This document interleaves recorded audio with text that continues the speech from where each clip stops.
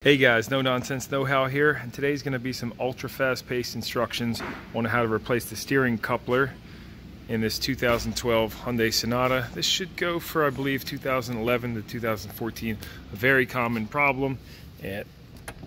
Steering gets loose like that and you hear a bunch of clunking, and this is the culprit right here. So your first step is disconnecting the battery, since we're going to be messing with the steering.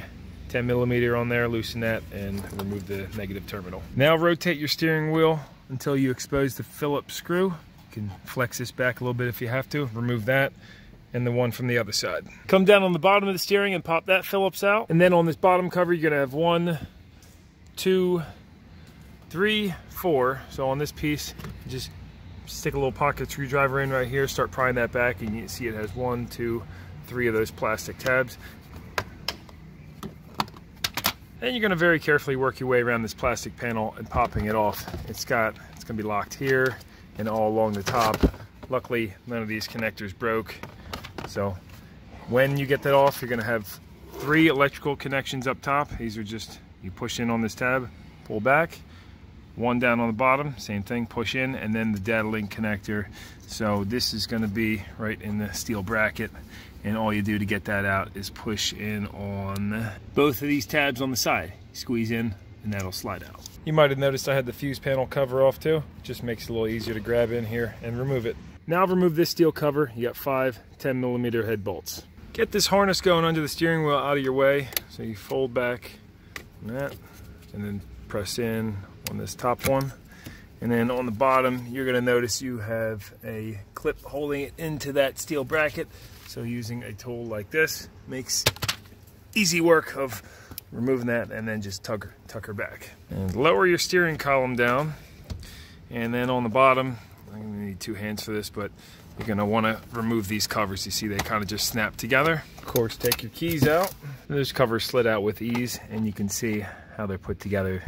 When you're snapping these back together later, you just want to make sure that you have everything lined up properly before you click them together, otherwise you're going to bend the plastic tabs. And now we're going to disconnect all the wire connectors on here so we can get this harness off the steering. 6 of them are all the same style, where you just push in the button, and on the yellow ABS one, you're going to grab a screwdriver, slide just like that, and it comes off. You see this piece here slides back. And then there was also another one of those plastic clips holding it into the bottom. And behind the key, you're going to take a pocket screwdriver, push in on this guy to get that off. And on your wiper switch, just jam your finger back here. Push up on the bottom of that connector, slide out. One more plastic clip holding that harness to the steering column. And now we have it free. Over on this box, you're going to reach your finger behind, press in, and remove that big connector. And this little guy, you're gonna have, let's just slide that blue lock out without breaking it. Oh, there we go. You can get that the rest of the way out and get that little lock and press in on this guy. You don't really want to tug on the wires, but there you go. You can click the lock back in to where it's protruded, and that way when we push that on, just secure that back down. And now coming toward the back, you're going to remove the 14mm from the U-joint coupler. You might have to rotate your steering to expose that. Looks like that. Don't lose your lock washer either. You guys probably can't see it, but I got it on the spline, so we can slide this the rest of the way off. I'm not sure if that matters, just better to be safe than sorry. And I think we got everything off, so now remove these 2 12mm bolts, followed by the 2 12mm nuts on the front, and then very carefully drop your steering column down and out. I'll let you know if there's anything else. I'm sorry, you want to remove this vent too. We can see that's definitely in the way, so looks like 1 Phillips screw right here. Get that screw out, it slides right out. And after taking those last 2 nuts off, you can see I gently hung it down, and it looks like it's got a little hanger right here, so I'll lift up and pop that out. Yep, that's it. There was nothing else connecting it, just this little hanger holding it in place. You're now going to remove these 3 T30 Torx screws that go around the base of this motor, and we should be able to pop the motor off, and boom, there it is. The little rubber grommet, whatever you want to call it, goes in there. So we're going to clean all that rubber out with a blowgun, wipe off what we can, and pop the new piece in and put this back together.